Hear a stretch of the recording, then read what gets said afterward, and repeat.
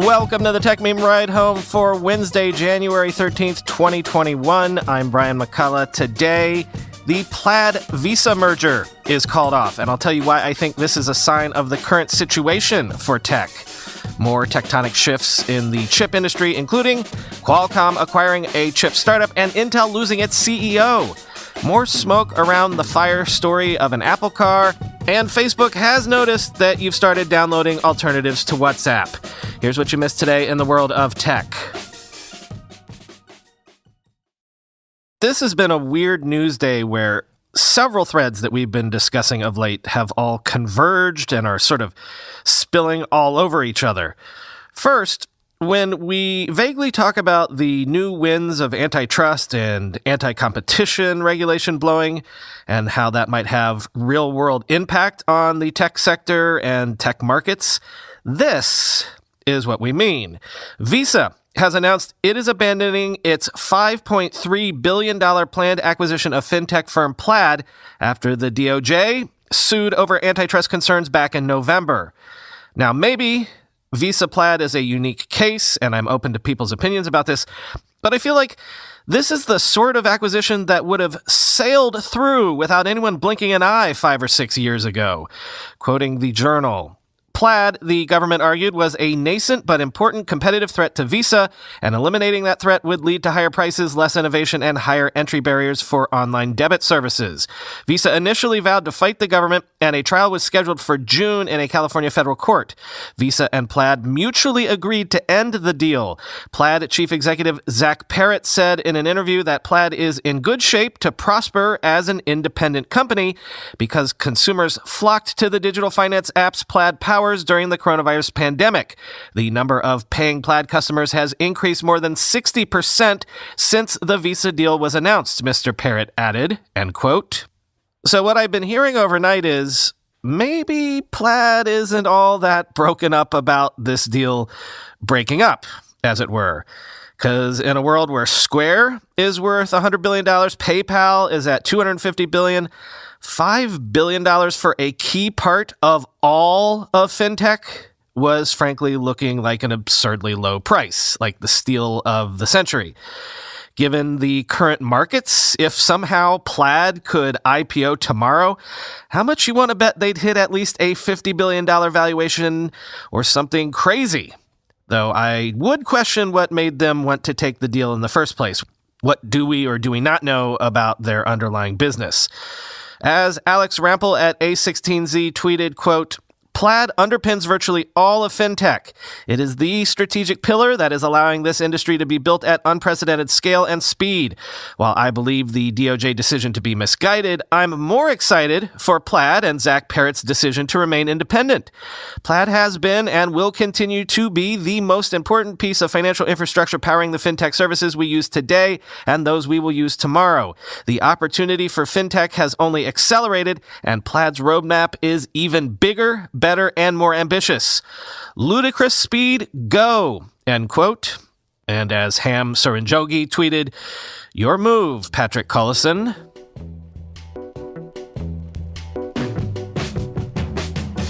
Over to the chip space, where, what have we been talking about? We've been talking about consolidation. Also, new generations of kings of the hill rising up. Also, possibly room for new players in the space.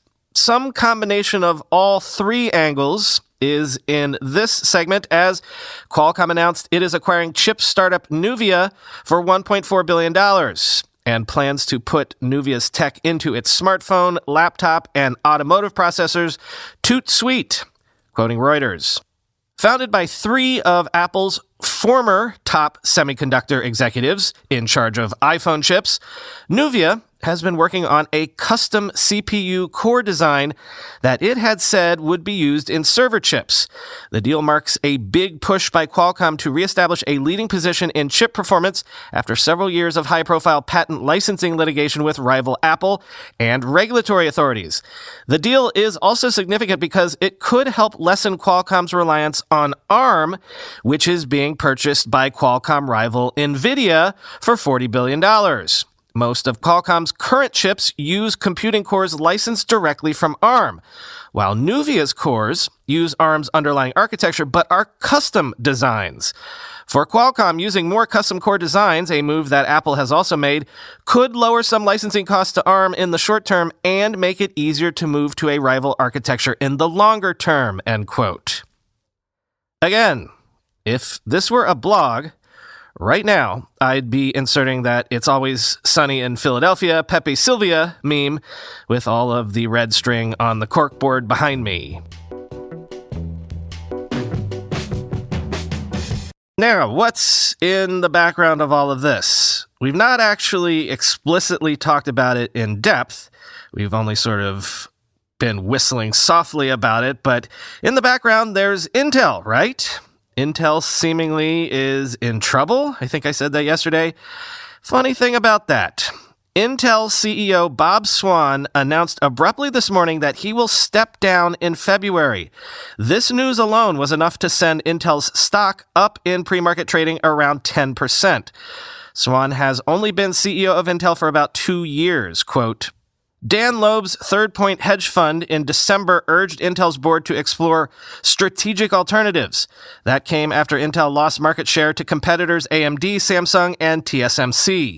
Third Point urged Intel to divest from failed acquisitions and criticized Intel for its, quote, loss of manufacturing leadership, end quote.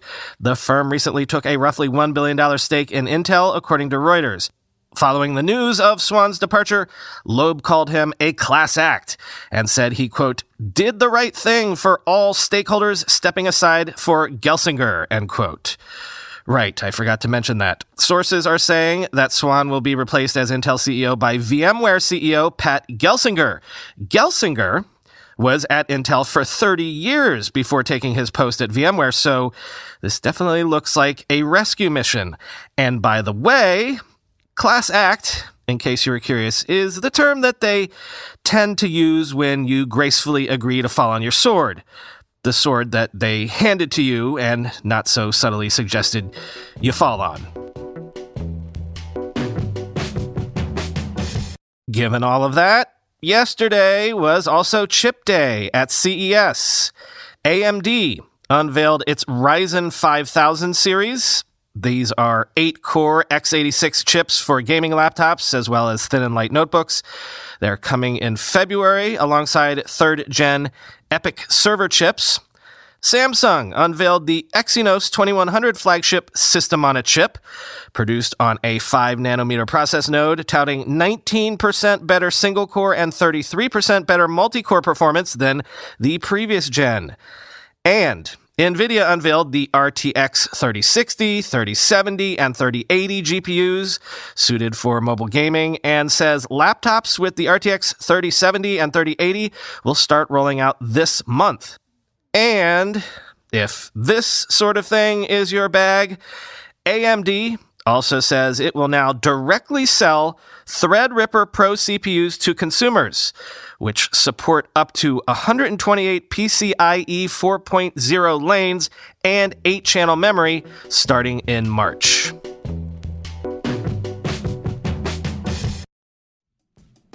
Is your Wi-Fi struggling to keep up with everything you're doing on it? All of a sudden, your streaming, your work, your gaming, your video calling, all that stuff. What about doing it all at once? Suddenly, everything we do, all of our entertainment, all of our socializing, even our children's education, it's all being done through our precious, precious Wi-Fi router.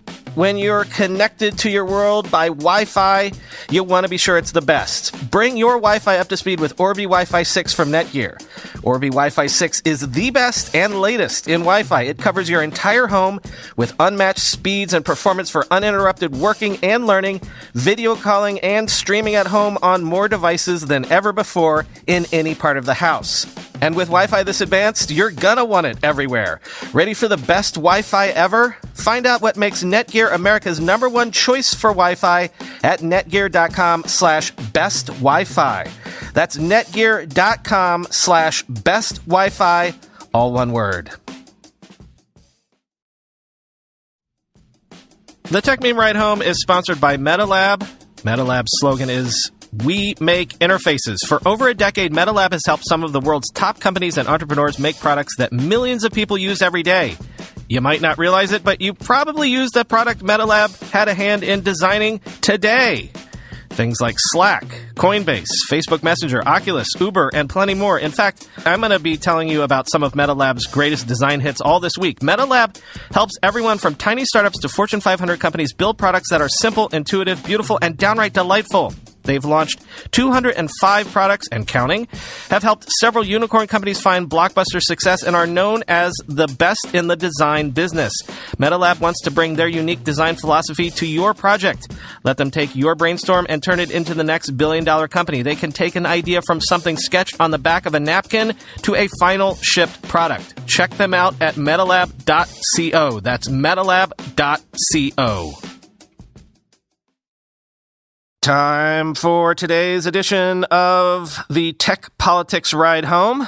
First, YouTube says it has taken down newly posted video content from President Trump for violating its policies against inciting violence. YouTube has banned new uploads to the Trump account for a week, aka the remainder of Trump's presidential term. Airbnb has announced it is canceling and blocking all reservations in the D.C. area for the next week or so, aka around the inauguration, which is, I believe, 1 week from almost literally right now. Guests who had reserved a place in D.C. will be refunded in full, and hosts will be reimbursed the money that they would have earned. And forgive me for not getting around to this earlier, but there were all sorts of stories recently about how the infrastructure of Parler was apparently a joke. Such a joke that I saw stories like people creating thousands of admin accounts to basically DDoS them, and a sole researcher claiming that she had archived 99.9% of posts on Parler, many with user location data. Quoting Gizmodo, in a tweet early Sunday, @DonkNB said she was crawling some 1.1 million Parler video URLs. Quote, these are the original unprocessed raw files as uploaded to Parler with all associated metadata, she said. Included in this data tranche, now more than 56 terabytes in size, @Donk_NB confirmed that the raw video files included GPS metadata pointing to exact locations of where the videos were taken, end quote. That is notable because the FBI is reportedly very interested in that sort of metadata, because it would show exactly where people got in the Capitol on January 6th. Quoting Gizmodo again, GPS coordinates taken from 618 Parler videos analyzed by Gizmodo have already been sought after by the FBI as part of a sweeping nationwide search for potential suspects, at least 20 of whom are already in custody. The precise location of Parler users inside the building can be difficult to place. The coordinates do not reveal which floors they are on, for instance. Moreover, the data only includes Parler users who posted videos taken on January 6th, and the coordinates themselves are only accurate up to an approximate distance of 12 yards or 11 meters, end quote. But again, Parler seems to have been a social network with laughable security procedures, moderation policies that made everyone in the tech industry want to stop doing business with them, and today I learned that the site also required you to share your ID to even register. Now, again, I am not taking a political position here, merely a can you believe this position, because the phrase hoisted by your own petard really comes to mind here. Oh, but also, let's not forget the Apple Car thread that we've pulled on a few times recently. The Verge says that Apple held talks with EV startup Canoe last year. Apple was apparently mostly interested in Canoe's unique scalable electric vehicle platform. Remember that skateboard-style platform that we talked about once before? The idea being when you're doing an electric vehicle, you don't have a whole drivetrain or basically that much moving parts because it's all mostly battery. And then because of that, you can basically just build this platform and put any type of vehicle on top of it. I think we talked about how that would be a boon for crazy car designs. Well, quoting The Verge, Canoe's scalable electric vehicle platform, or skateboard, is largely what drew Apple's interest, the people said. The platform is different from ones developed by other startups and larger automakers because it integrates more of the car's electronics, allowing for greater flexibility in cabin design. It also features steer-by-wire technology, which also increases design flexibility and is not yet widely adopted in the industry. Canoe was more interested in taking on an investment from Apple, two of the people said. Ultimately, the talks fell apart. Canoe has since become a publicly traded company after merging with a blank check fund that was listed on the NASDAQ in late 2020. Apple has made at least one other acquisition in the mobility space in recent years, buying Drive AI in 2019, end quote. But also remember how we talked about Apple and Hyundai supposedly in talks recently. Well, guess what? Quoting again, Hyundai and Canoe previously announced a plan to co-develop electric vehicles in February 2020, though that project appears to be unrelated to the startup's talks with Apple. Canoe refers to its partnership with Hyundai in recent filings with the Securities and Exchange Commission as an, quote, engineering services agreement that will see the companies co-develop a platform to power a, quote, small segment electric vehicle. But Canoe has not disclosed whether it has been paid for the Hyundai deal or whether any work has begun. Canoe was founded in late 2017 by a small group that split out from struggling EV startup Faraday Future, including multiple former BMW executives. As The Verge first reported, the effort was funded by a Chinese investor who is the son-in-law of a former Chinese Communist Party leader and the family in charge of Taiwanese tech company TPK, which supplies touchscreen technology to Apple. Canoe plans to make commercial electric vehicles, like delivery vans or food trucks, as well as a consumer-focused van that will be sold on a subscription basis. All of Canoe's vehicles are powered by that same scalable skateboard technology, end quote. And finally today, we've been tracking this all along because even though I know that most WhatsApp users aren't using WhatsApp primarily for the security features, I had an inkling some not insignificant number of users were there for things like end-to-end encryption, and because it wasn't, at least until now, Facebook proper. And look, you know, Zuckerberg likes to watch those analytics on all of his platforms like a hawk. So as apps like Signal and Telegram have suddenly surged to the top of the App Store, suggesting a WhatsApp diaspora was in effect, don't think Zuck didn't notice. WhatsApp has clarified its new data sharing policy with Facebook on its FAQ page, quoting The Verge. WhatsApp published a new FAQ page to its website outlining its stances on user privacy in response to widespread backlash over an upcoming privacy policy update. The core issue relates to WhatsApp's data sharing procedures with Facebook. With many users concerned, an updated privacy policy going into effect on February 8th will mandate sharing of sensitive profile information with WhatsApp's parent company. That isn't true. The update has nothing to do with consumer chats or profile data, and instead, the change is designed to outline how businesses who use WhatsApp for customer service may store logs of its chats on Facebook servers. That's something the company feels it is required to disclose in its privacy policy, which it's now doing after previewing the upcoming changes to business chats back in October. Quote, we want to address some rumors and be 100% clear we continue to protect your private messages with end-to-end encryption, the official WhatsApp account tweeted and linked to the FAQ page. WhatsApp executives, as well as Instagram chief Adam Mosseri and Facebook AR/VR head Andrew Bosworth, are now trying to set the record straight, perhaps to little avail at this point. Quote, there's a lot of misinformation about the WhatsApp terms of service right now. The policy update does not affect the privacy of your messages with friends or family in any way. The changes are related to messaging a business on WhatsApp, which is optional, Mosseri tweeted.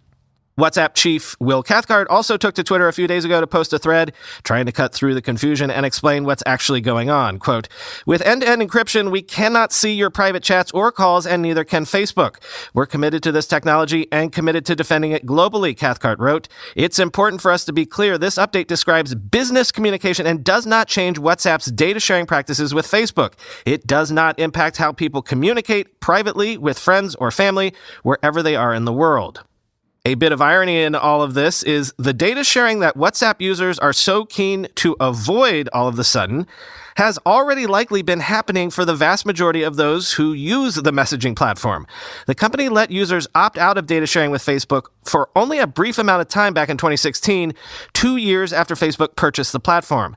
After that, new signups and those who didn't manually opt out of data sharing have had some WhatsApp information, principally their phone number and profile name, shared with the larger social network for ad targeting and other purposes. If you did opt out, WhatsApp says it will honor that even after the February 8th update, according to PC Mag, end quote. So Telegram says it has seen 25 million new signups in just the last 72 hours, but Telegram isn't fully end-to-end encrypted, right? So maybe that's not the best choice. Plus, they're a Russian company, I think. Not saying anything about that, but you know. Signal is the one that's end-to-end encrypted and backed by Brian Acton's money, right? They apparently broke monthly download records in 1 week last week. Quoting Nick Stat on Twitter, this WhatsApp privacy controversy that is, again, based on incorrect information is really getting away from Facebook, which at this point is more a sign of the company's reputation than anything else, end quote. Yeah, what did I say earlier in the show? Hoisted by your own petard?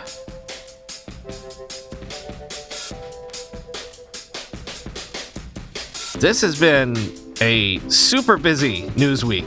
Every day there have been like 5 different stories that could have led the show in a normal news day, and that's not even counting all the product announcements from CES. But never fear, I think we've actually decided to move CES coverage to its own special bonus episode. More on that soon. Talk to you tomorrow.